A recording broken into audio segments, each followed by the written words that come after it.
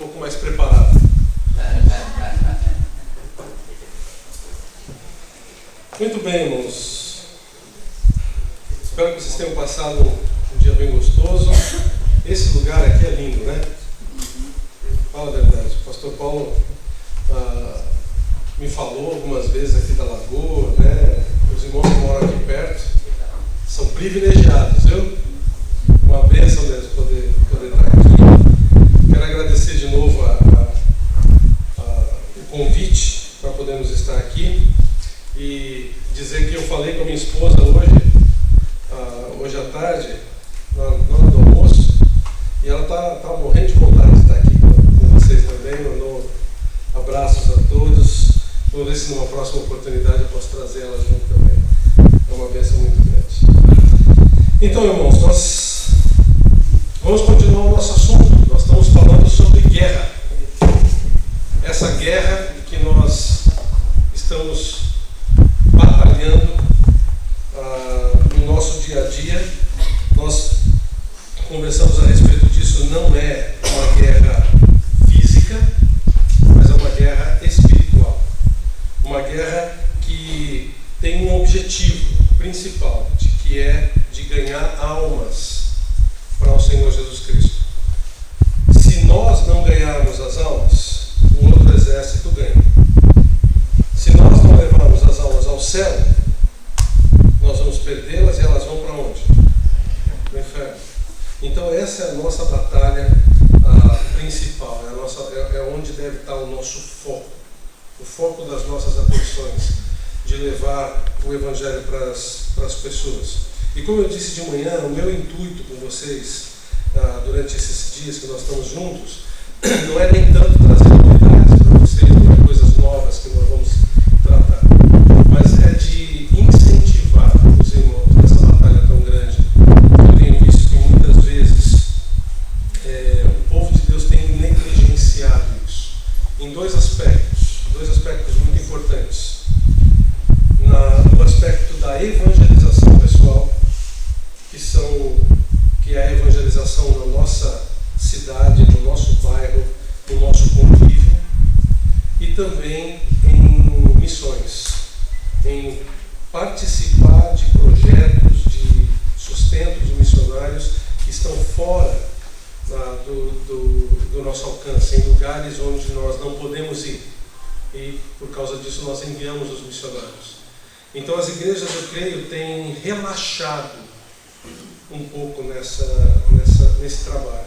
E quando a gente fala de igrejas, nós estamos falando de quem? Da gente. Nós não estamos falando de prédios.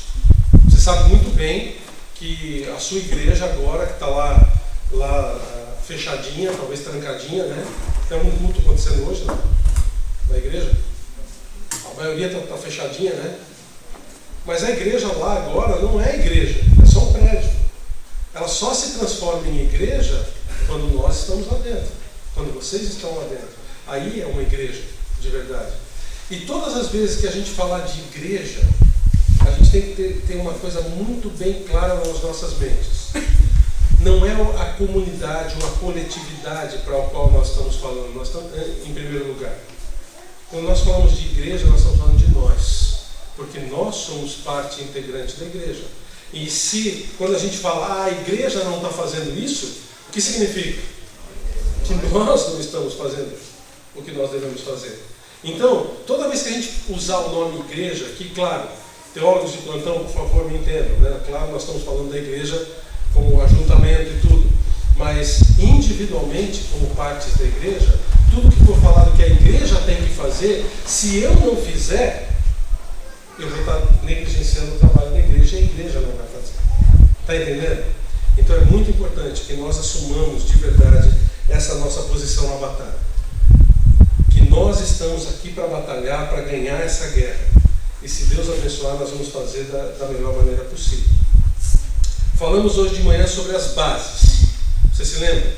Nós falamos a respeito de algumas bases onde nós devemos estar firmados para podermos desenvolver esse trabalho de uma forma completa. Nós falamos que Deus precisa ser reconhecido como o autor de tudo reconhecidos como o que de Deus? Servos. Servos de Deus. E que, por ser servos de Deus, tudo aquilo que a gente faz ou deixa de fazer tem que ser reconhecido como uma coisa que foi ordenada por Deus. É pela palavra de Deus, pelas ordens de Deus que nós estamos fazendo isso. E fazendo isso, nós vamos trazer o povo de volta para o conhecimento de Deus. Essa é a nossa base. Deus deve ser a nossa base. Nós, como servos de Deus, cumprindo a ordem de Deus, isso é que deve estar acontecendo na vida da gente. A partir daí, nós podemos então partir para saber o que nós vamos fazer. Qual deve ser a nossa função em fazer. E pensando nisso, naquilo que a gente precisa fazer, ou vamos dizer assim, nos elementos ou ingredientes que a gente precisa ter para cumprir bem essa missão, eu quero trazer você para uma outra batalha. Nós vimos a batalha de Elias contra os profetas de Baal, e agora à noite nós vamos olhar para a batalha de Moisés, ou Josué, como queira, contra os amalequitas. Lembra de Êxodo 17? Vamos para lá. Abra sua Bíblia lá em Êxodo, capítulo 17. Nós achamos aqui a história de Moisés contra o povo de Israel contra os amalequitas.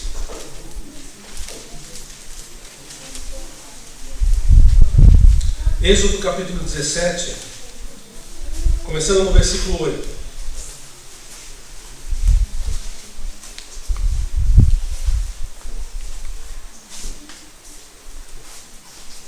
Está comigo aí?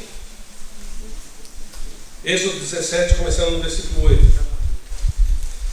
Então veio Amaleque e pelejou contra Israel em Refidim. Com isso ordenou Moisés a Josué: escolhe-nos homens e sai e peleja contra Amaleque. Amanhã estarei eu no cimo do outeiro e o bordão de Deus estará na minha mão. Fez Josué como Moisés lhe dissera e pelejou contra Amaleque. Moisés, porém, Arão e Ur subiram ao cimo do outeiro. Quando Moisés levantava a mão, Israel prevalecia. Quando, porém, ele baixava a mão, prevalecia Amaleque.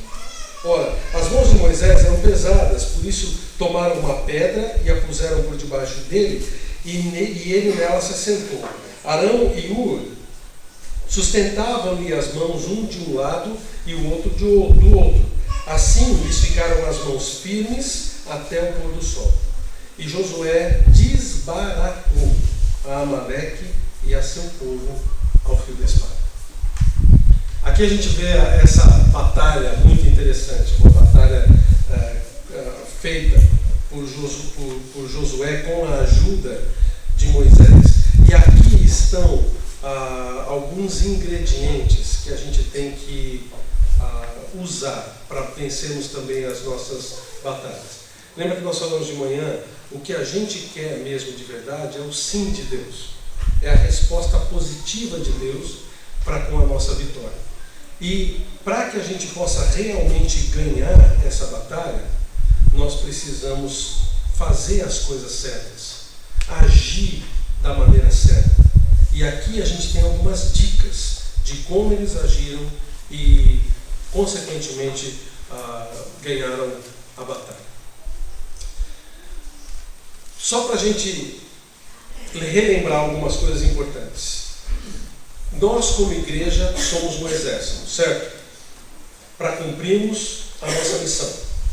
Nós poderemos ser comparados, vamos dizer assim, ao exército aqui de Israel, que estava combatendo um exército inimigo. A minha pergunta para vocês é a seguinte: todo exército ganha todas as batalhas? Bom, se tem um vitorioso, alguém tem que ser derrotado. Concorda? Então deixa eu fazer a segunda pergunta. A igreja ganha todas as batalhas?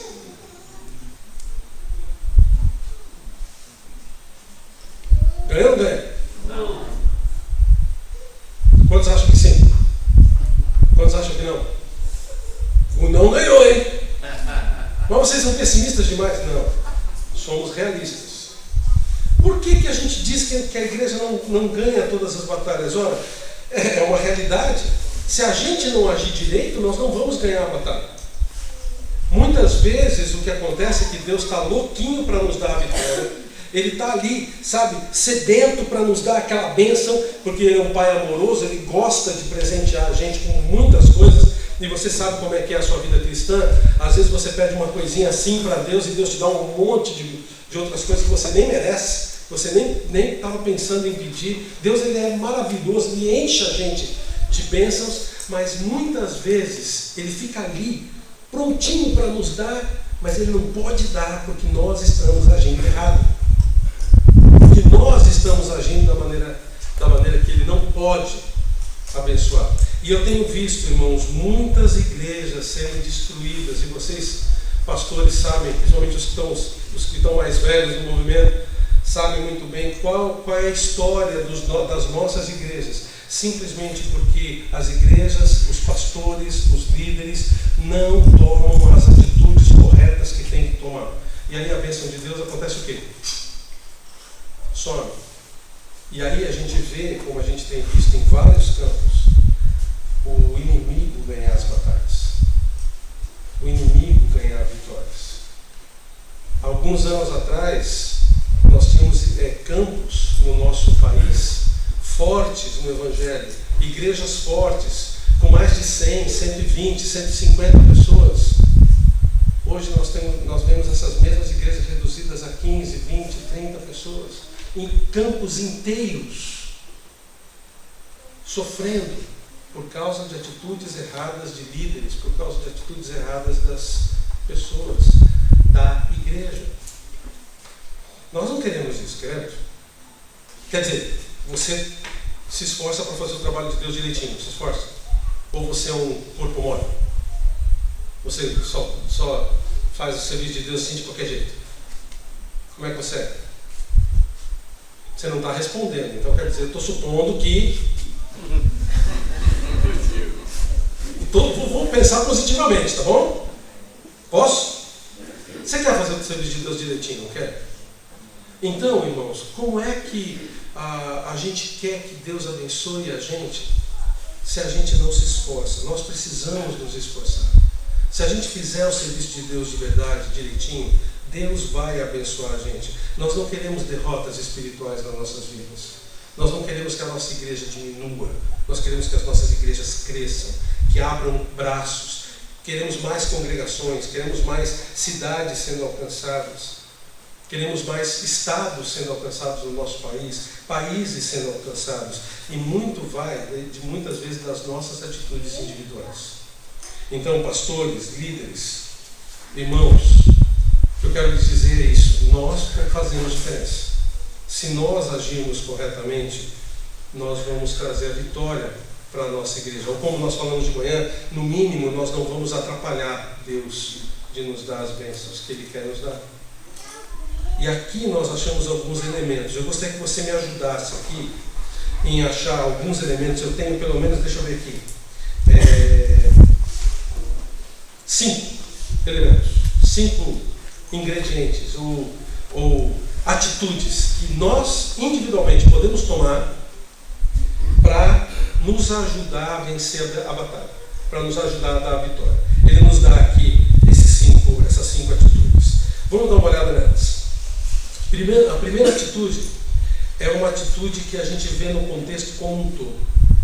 A atitude é a união. União. Você já ouviu um monte de mensagens sobre união, concorda? Nós devemos nos unir, não devemos? Como aqui o exército fez.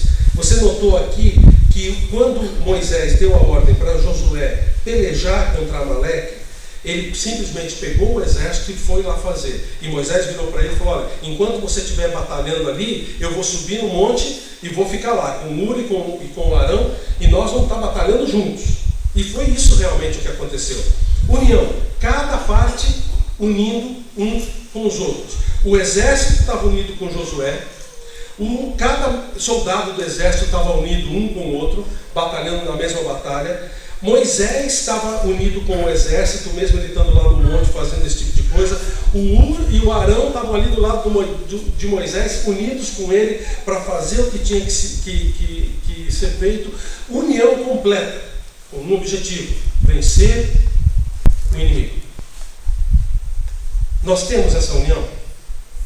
Nós como igreja, como campo, eu vou perguntar isso porque eu não conheço toda a realidade, vamos dizer assim, do campo de vocês aqui. O campo está unido de verdade para fazer o trabalho de Deus, ou está cada um correndo para os seus próprios problemas? Cada um está olhando para o seu próprio umbigo. Você lembra da oração de Jesus, uma das coisas que ele enfatizou na sua oração por nós? Onde está a mesma oração de Jesus por nós? Isso. Vamos lá para João 17 rapidinho. Eu sei que você sabe, mas só para a gente relembrar. Olha quantas vezes, quando Jesus estava orando, ele pediu pela nossa união. Dá uma olhada aqui, só nos versículos de 20 a 23. No meio da oração, falando com o Pai, Jesus fala assim, olha o versículo 20 de João 17. João 17, versículo 20, diz: não rogo somente por estes, mas também por aqueles que vierem a crer em mim por intermédio da sua palavra. Gente, ele estava orando por quem? Por nós. Viu? Beleza? Aí ele continua. Qual era a oração? Versículo 21, a fim de que todos sejam um. Como tu, ó Pai, como és tu, ó Pai, em mim e eu em ti, sejam eles também em nós. Para quê? Por que essa união? Olha o que ele diz na sequência. Para que o mundo creia que tu me enviaste. Agora é fácil de você perceber. Eu estou em união com você. Você é meu irmão, certo? Minha irmã. De repente, eu não gosto do que você fez, não gosto daquilo que você, do jeito como você me tratou, né? Ou do jeito como você agiu. Aí eu me separo de você, começo a brigar com você, eu não olho para a sua cara. Como é que... Aí aquela pessoa que não é salva, que conhece a mim, conhece você, a gente vai e fala de Jesus para ela fala, mas como é que eu vou... que Jesus é esse que faz vocês brigarem entre irmãos? Para que o mundo saiba que a gente é salvo, que a gente conhece Jesus de verdade, nós precisamos nos manter unidos. Olha o versículo 22. Eu lhes tenho transmitido a glória que me tens dado, para que sejam um como nós o somos, eu neles e tu em mim, a fim de que sejam aperfeiçoados na unidade, para que, de novo, o mundo conheça que tu me enviaste e os amaste, como também amaste a mim. A base para que a gente possa ter de verdade uma credibilidade naquilo que nós estamos pregando é a nossa união. Nós precisamos estar unidos dentro da igreja, dentro do campo, em todos os sentidos. Isso significa que nós vamos sempre, para ser unidos, fazer sempre as mesmas coisas? Não. Também não significa que cada um de nós tem que pensar exatamente igual, ou que cada um tem que gostar sempre das mesmas coisas. A união tem a ver com essa convivência da diversidade. Tem a ver com alguém tendo um dom para uma determinada coisa e outro para outra. Tem a ver com alguém gostando mais do azul e o outro gostando mais do amarelo. Tem a ver com alguém fazendo uma coisa de uma forma e o outro fazendo de outra, mas todo mundo cooperando para o mesmo lugar, para o mesmo objetivo. Por exemplo, eu não consigo acreditar como alguém goste de beterraba. Giló é pior ainda. Quem aqui gosta de beterraba? Mas peraí, gente. É absurdo. Eu não entendo como é que você... É gosto de terra aquilo. Vermelho, mancha todos os dentes. É horrível aquele negócio, contamina. Se você faz uma salada de alface e põe beterraba no meio, contamina o alface. Na verdade, fica vermelho o alface. Coisa horrível. Eu não consigo compreender como é que vocês... Mas por isso eu vou deixar de amar você? Você vai deixar de me amar agora sabendo que eu não gosto de beterraba? Não. Coma a sua beterraba. Vamos lá almoçar. Se tiver beterraba, não vou comer, tá? Mas você come. E a gente almoça junto. Está entendendo? Não é. Essa união não significa a gente ter o mesmo pensamento igualzinho, todo mundo igual. Significa a gente estar unido. Uma das coisas maravilhosas de Deus são as figuras que ele coloca na Bíblia. Você sabe que Deus é perfeito. E quando ele joga uma figura na Bíblia, ele joga uma figura que é muito perfeita naquilo que ele quer ensinar. Ele chama a igreja de quê, em primeiro lugar? Antes de noiva. O corpo de Cristo. Não sei se antes, é a mesma coisa, né? Mas o corpo de Cristo. E quando ele fala que a igreja é o corpo de Cristo, ele está falando de diversidade.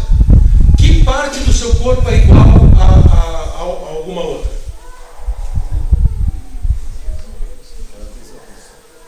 Uma orelha é igual a outra orelha? Pode notar, suas orelhas são bem parecidas. Alguns não, né? Se trocar de lado, fica horrível. Porque uma já é oposta à outra, né? Mas mesmo assim, os olhos. Né? Eu tenho um olho mais fechado que o outro. Já viu? Olha lá. Nessa Um idade, outro. todo mundo. Hã? Nessa idade, todo mundo.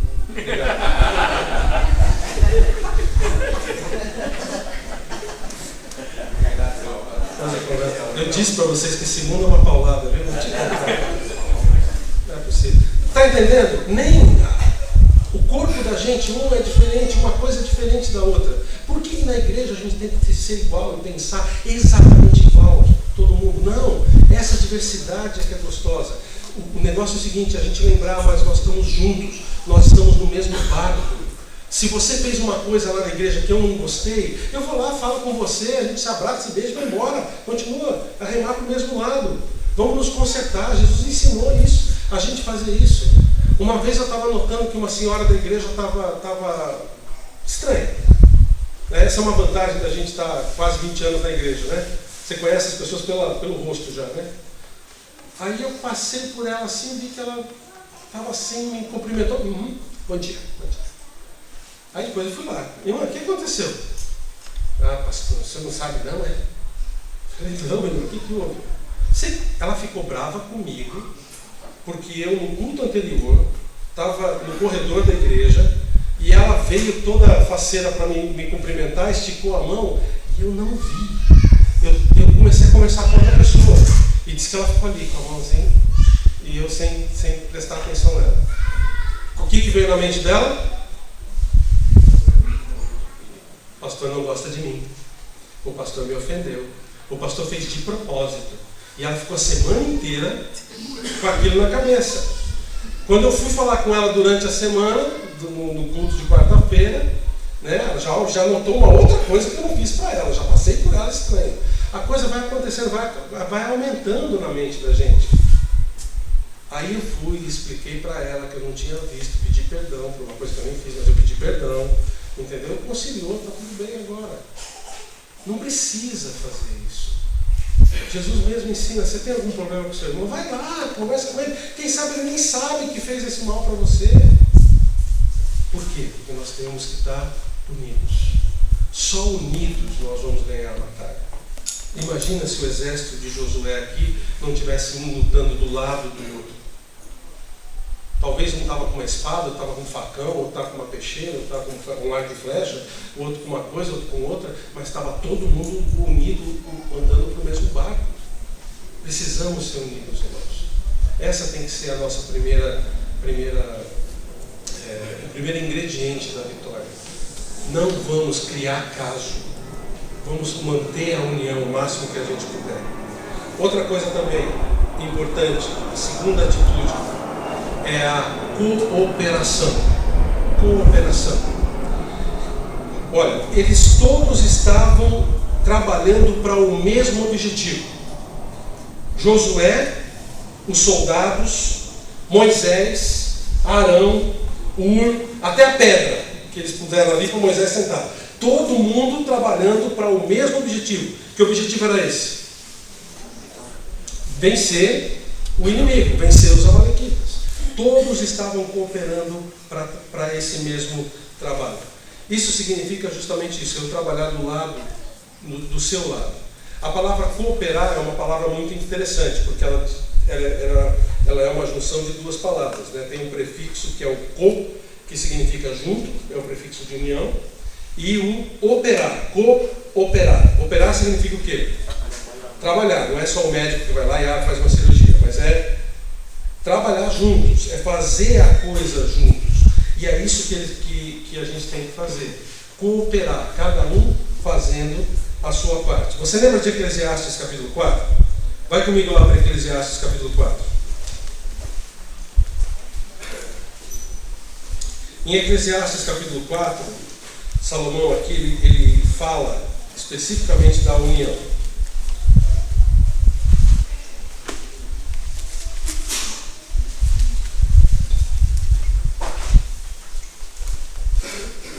Eclesiastes capítulo 4, começando no versículo 9. Achou aí? Ele diz assim: melhor é serem dois do que um, porque tem melhor paga do seu trabalho. Se porém caírem, um levanta o companheiro. Ai, porém, do que estiver só, pois caindo não haverá quem o levante. Também, se dois dormirem juntos, eles se aquentarão, mas um só, como se aquentará? Se alguém quiser prevalecer contra um, os dois lhe resistirão, e o cordão de três dobras não se rebenta com facilidade. É interessante aqui que Salomão escreve a respeito dessa cooperação de um com o outro. Fazer as coisas juntos nos torna mais fortes. Um vai ajudando o outro, um vai cooperando o outro, um vai esquentando o outro. Né? Talvez vocês não tenham esse problema aqui, né? De um ter que esquentar o outro. O casal aqui deve dormir sempre separado, né? Complicado esse negócio, viu? Mas lá em Curitiba não, ele tem que ficar bem juntinho. Vocês têm que ir para lá, né? Casados vão para lá, a lua de mel. É muito bom, né? Tem que dormir grudadinho um no outro, para você se esquentar. Assim tem que ser a nossa vida. E você notou aqui que esse versículo que termina no versículo 13, ele fala: o cordão de 3 dobras não se rebenta com facilidade? Você notou que ele está no trecho sempre falando de 2 pessoas? Um levanta o outro, um aquenta o outro, e de repente ele fala de 3. Por quê? Já parou para pensar nisso? Eu nunca tinha parado para pensar, até que eu ouvi um pregador num casamento falando a respeito disso. E ele falou que o casamento a 2 nunca é a 2, né? Sempre é a 3. Por quê? Quem é que está no meio? Deus está no meio. É bem interessante quando ele coloca aqui. Gente, Deus está cooperando para que também nós façamos a nossa parte da melhor maneira possível. Não só a união, mas a cooperação entre nós como igreja nos faz ganhar essa batalha. Deixa eu levar você para 2 versículos importantes no Novo Testamento que dizem respeito à igreja. Primeiro, 3 João. Lá para 3 João. Você sabe que o apóstolo João escreveu um evangelho, um livro profético, uma carta e 2 bilhetinhos. Aqui nós estamos no 2º bilhetinho dele. 3 João, no versículo 5, ele fala assim.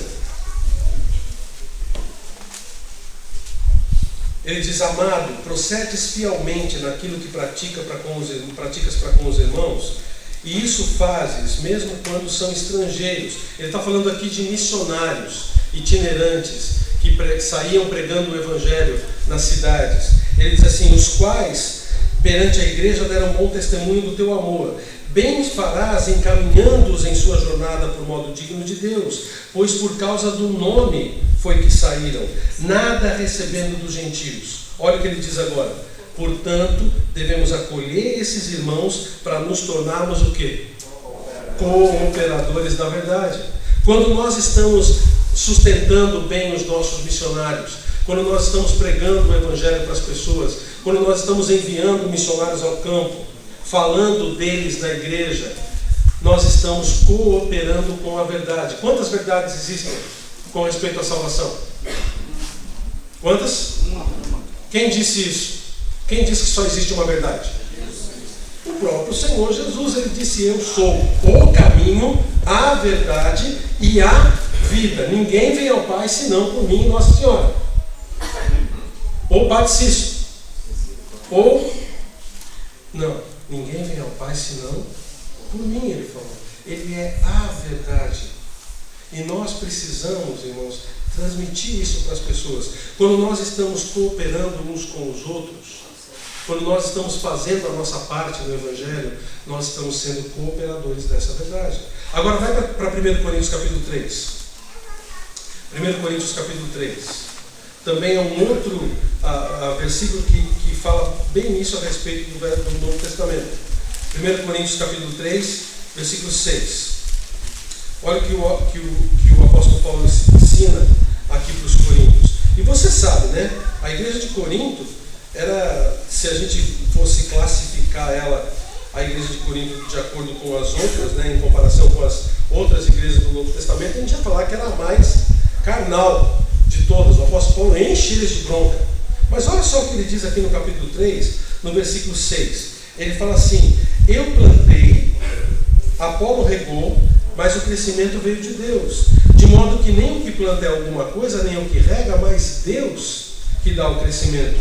Ora, o que planta e o que rega são um, e cada um receberá o seu galardão segundo o seu próprio trabalho. Por quê? Porque de Deus somos cooperadores. Lavoura de Deus, edifício de Deus sois vós. Ou seja, nós vamos fazer o trabalho, e quem vai dar o crescimento da lavoura? Deus vai dar. Gente, não vamos atrapalhar o trabalho de Deus. Por favor, vamos cooperar uns com os outros.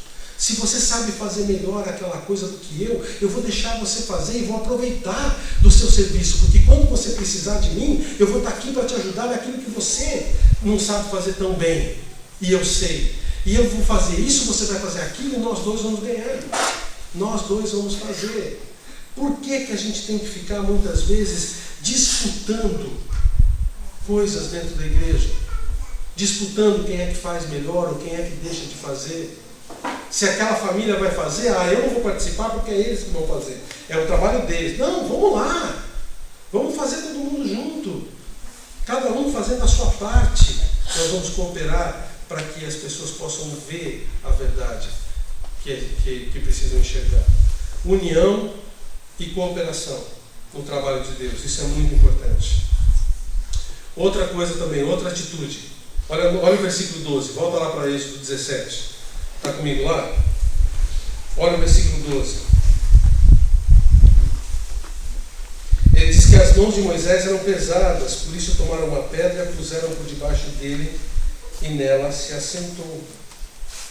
Arão e Hur sustentavam-lhe as mãos um de um lado e outro de outro, e assim ficaram as mãos firmes até o pôr do sol.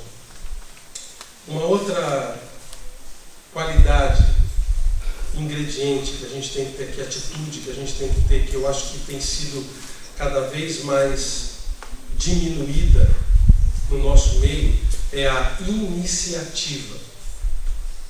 Iniciativa? O que é iniciativa? É você ver alguma coisa que precisa ser feito e não esperar ninguém mandar você fazer. Jovens, deixa eu pegar. Tem poucos jovens aqui hoje, né? Quem é jovem? Levanta a mão. Muito bem, tem muito jovem. Irmãos mais velhos, eu não sei se você tem visto a mesma coisa que eu tenho visto. E jovens, esse é um alerta para você, tá? Os nossos jovens, pelo menos lá no sul, eu tenho trabalhado muito nessa área com eles, têm tido cada vez menos iniciativa de fazer as coisas. Sabe, coisas simples, como você vê um papel jogado no chão, você abaixar e pegar. Mas pastor, isso é tão simples. Mas quantas vezes você passa por um papel e não pega? Não fui eu que derrubei? Mas a igreja vai ficar suja porque você não quis? Ou você vê uma coisa que precisa ser feita. Eu me lembro uma vez que teve um rapaz, um novo convertido, que começou a chegar na nossa igreja, há alguns anos atrás, e aí ele ficou famoso na igreja porque ele levava água para o pregador. Um trabalho muito difícil. Ele pegava um copinho de água e levava para o pregador. Aí a gente começou a notar que aquilo realmente ajudava muito aquele que estava ali na frente pregando. Mas ninguém se tocou para fazer. A gente via às vezes o pregador ali Então, irmãos, vamos continuar ali. E ninguém se levantava para fazer. O rapaz se levantou, foi lá e deu água. Aí ele começou, todo pregador que ia lá, ele leva, até para mim ele levava, né? Água para... Aí ele saiu da igreja. E aí outros 2 ou 3 começaram a fazer a mesma coisa que ele fazia.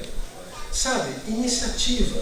É você olhar para uma necessidade e ir lá e tomar a atitude de fazer. Qual foi a iniciativa aqui? Quem é que tomou a iniciativa?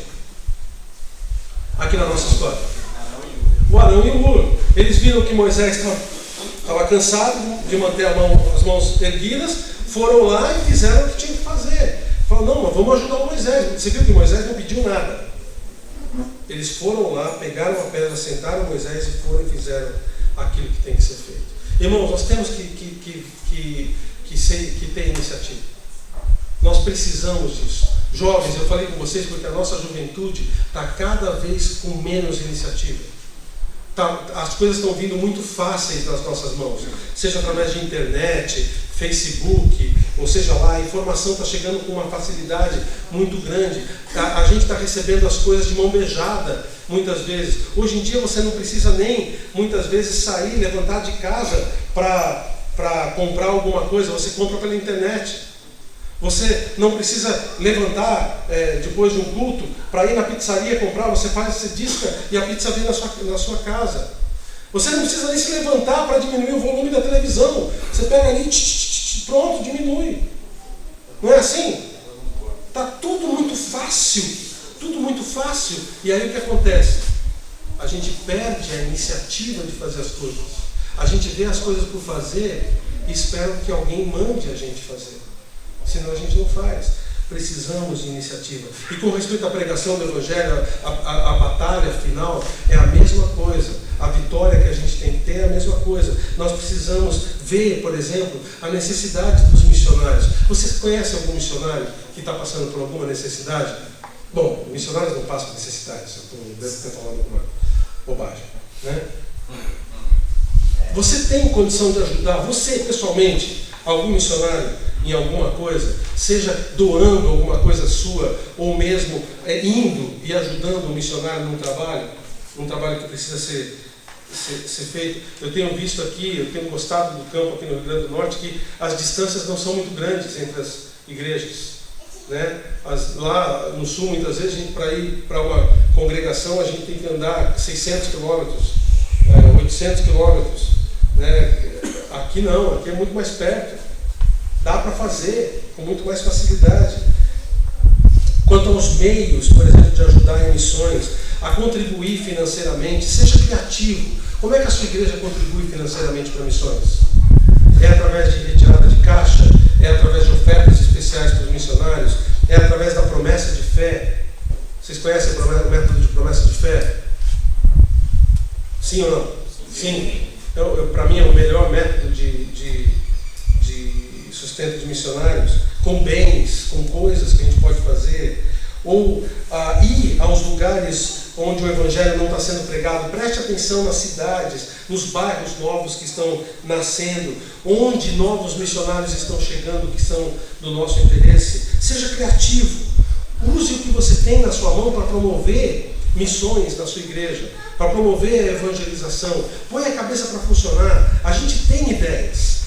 Fale com o seu pastor, fale com a equipe, fale com os membros da sua igreja. Vamos colocar o trabalho para ser feito. Não vamos esperar de braços cruzados, sentado no sofá, que Deus nos mande almas bater na porta e falar: eu preciso ouvir de Jesus. Aconteceu isso já com você? Se aconteceu, foi um milagre mesmo. Deus não vai mandar um e-mail, uma mensagem no celular para você falando: vai na casa do fulano ali para levar o Evangelho que ele está precisando. Não, você tem que se levantar e ir. Precisamos de iniciativa. Olha, tem um texto bem interessante aqui que eu gostaria de ler para vocês. O pessoal que é empresário aí vai me entender bem. Chama Exemplo de Proatividade. Deixa eu ler para vocês o textinho rapidinho, não vou demorar muito não.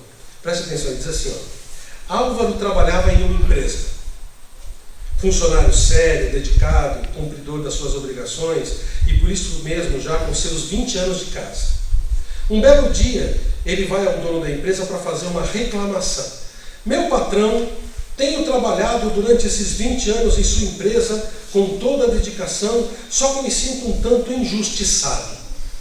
O Juca, que está conosco há somente 3 anos, está ganhando mais do que eu.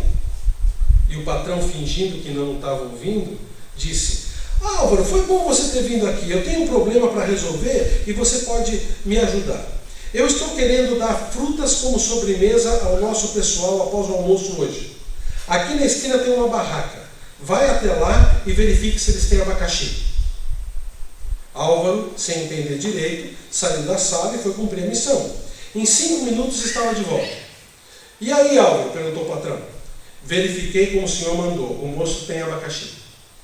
E quanto custa? Isso eu não perguntei não. Eles têm quantidade suficiente para atender a todos os funcionários? O patrão quis saber. Também não perguntei não. Há alguma fruta que possa substituir o abacaxi? Não sei não. Muito bem, Álvaro. Sente-se ali naquela cadeira e aguarde um pouquinho. O patrão pegou o telefone e mandou chamar o Juca. E deu a ele a mesma orientação que dera para o Álvaro. Em 8 minutos o Juca voltou. E então? Perguntou o patrão. Patrão, eles têm abacaxi sim, em quantidade suficiente para todo o nosso pessoal. E se o senhor preferir, eles têm também laranja, banana, melão e mamão. Os abacaxis estão vendendo a R$ 1,50 cada, a banana e o mamão a R$1 o quilo, e o melão a R$ 1,20 a unidade, e a laranja R$ 20 o cento já descascada. Mas como eu disse que a compra seria em grande quantidade, eles me concederam um desconto de 15%. Eu deixei reservado. Conforme o senhor decidir, volto lá e confirmo. Aí o Juca fez a explicação dele. Agradecendo pelas informações, o patrão dispensou-o, voltou-se para o Álvaro, que permaneceu sentado ao lado, e perguntou-lhe: Álvaro, o que foi mesmo que você estava dizendo? O Álvaro se levanta e diz: nada sério não, patrão. Com a sua licença. E aí ele saiu da sala.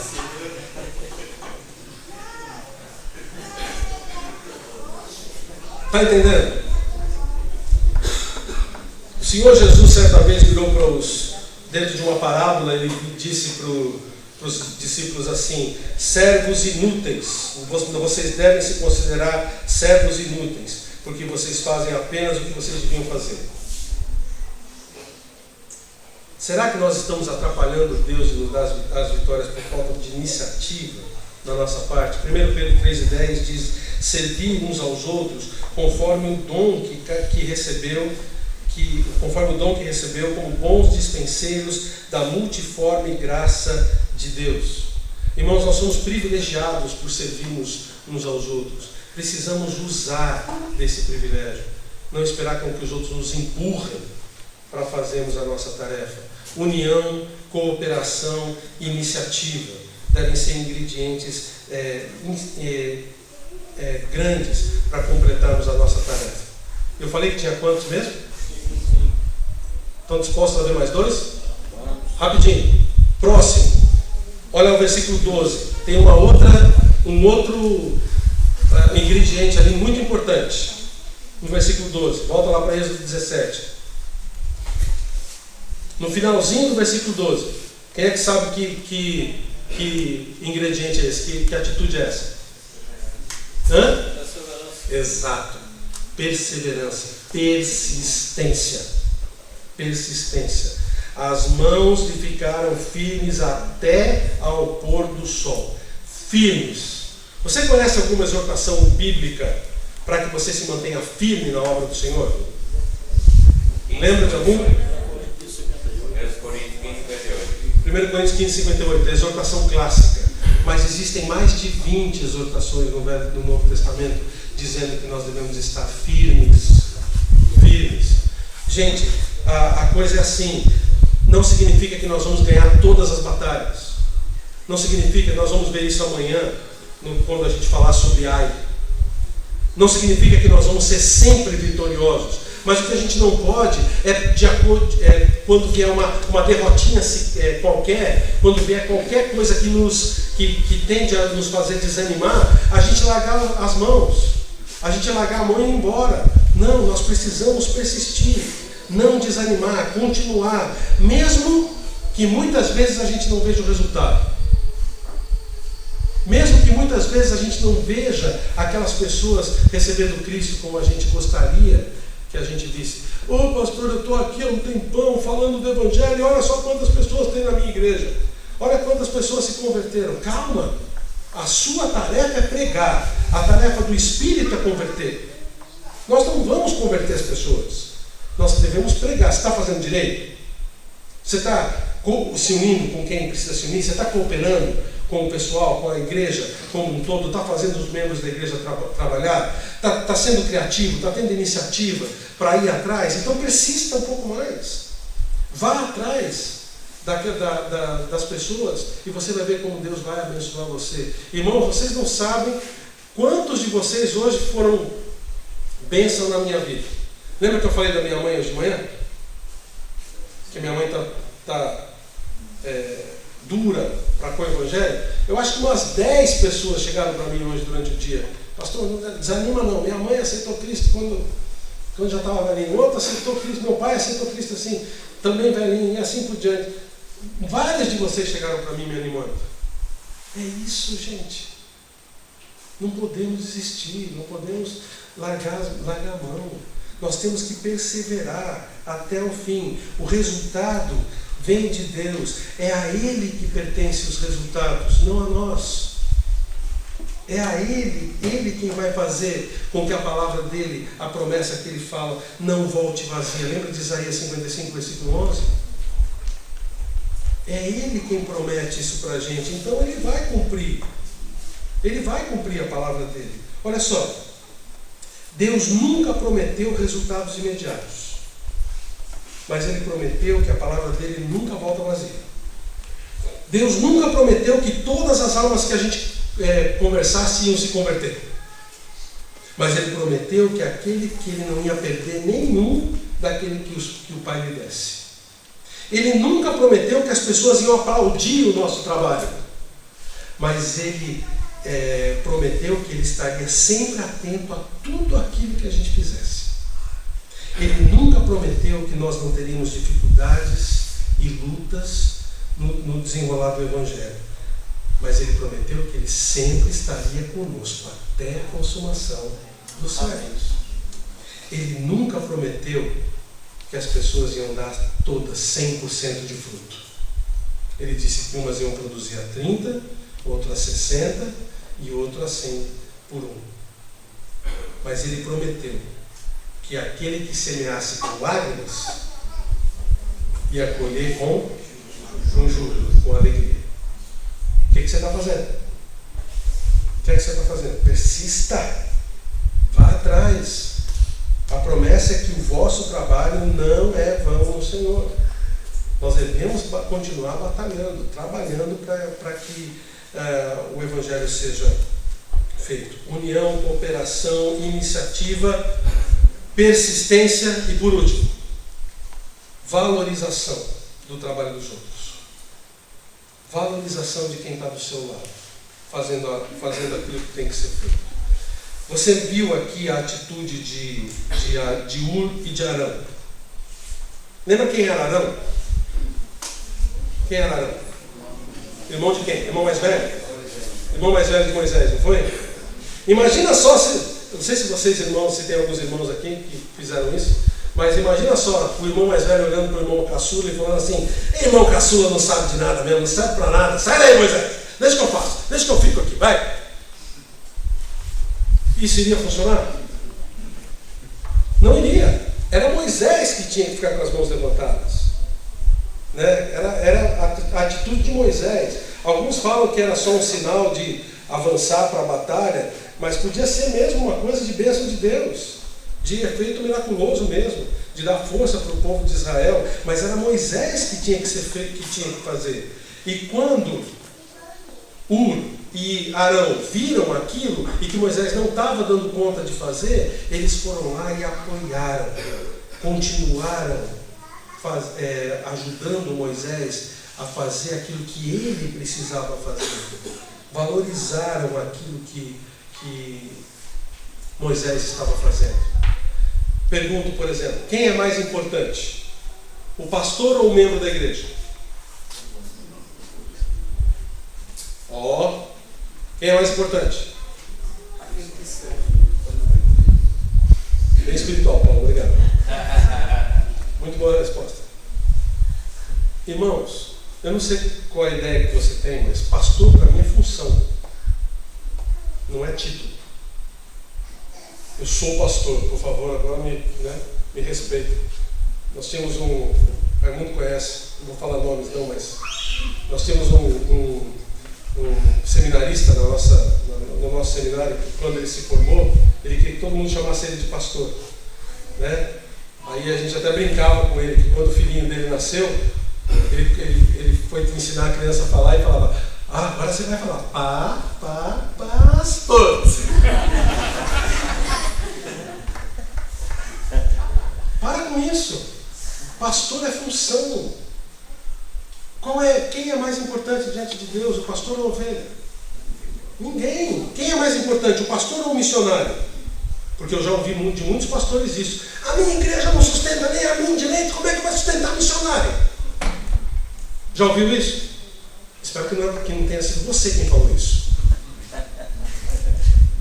Nós temos que lembrar que a pregação do Evangelho não é só na sua cidade, no seu bairro, não. É Jerusalém, Judéia e Samaria e confins da terra. Não é Jerusalém, depois Judéia e mais tarde em Samaria, se der tempo aos confins da terra. Não é não. É simultâneo o negócio. Nós temos que valorizar missões da mesma forma que a gente valoriza o trabalho que é feito na nossa igreja de evangelização. A construção da igreja, as dificuldades que a gente tem financeiras, temos que valorizar tudo ao mesmo tempo. Ninguém é superior a ninguém. Filipenses capítulo 2, o apóstolo Paulo deixa isso muito claro. Pelo contrário, ele até enfatiza: você tem que considerar os outros superiores a você mesmo. Você tem valorizado aquilo que os membros da sua igreja fazem? Pastor, mas eles não sabem fazer nada, eu tenho que fazer tudo na minha igreja. Eu prego, eu dirijo, eu oro, eu dou a ceia, eu varro a igreja. Culpa sua. Você ensinou os seus membros a fazer? Você incentivou eles a fazer? Você recompensou eles com um agradecimento ou alguma coisa quando fazem? Você valoriza o trabalho que eles fazem ou só você sabe fazer aquilo que é melhor?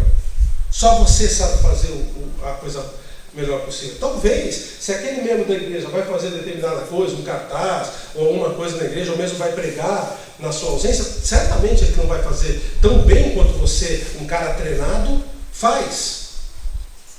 Mas ele vai fazer. E aquilo vai ser ótimo. Vai ser usado no trabalho de Deus. Devemos valorizar, irmãos, os trabalhos uns dos outros, em vez de ficarmos orgulhosos, achando que o nosso trabalho é melhor, que o nosso jeito de fazer é melhor, que a nossa pregação é melhor, que a nossa ideia é melhor. Vamos valorizar e dar lugar para os outros também no nosso trabalho. Quantas vezes, pastores, a gente fica perdendo tempo, gastando energia com questões insensatas, com coisas que não vão levar a gente para lugar nenhum, discussões de teologia bobas, de posições teológicas que não são fundamentais, de discussões práticas que a gente pode suportar. Tem algumas que não dá, mas quando se desvia da palavra é uma coisa, mas enquanto não está se desviando da palavra, por que eu não posso suportar aquilo que eu não gosto? Não é só porque eu não gosto. Será que aquilo que eu estou indo contra, que eu estou realmente combatendo, é uma coisa que realmente a Bíblia combate, ou é uma coisa que eu não acho que deve ser feito assim? Que eu não faria, de jeito nenhum.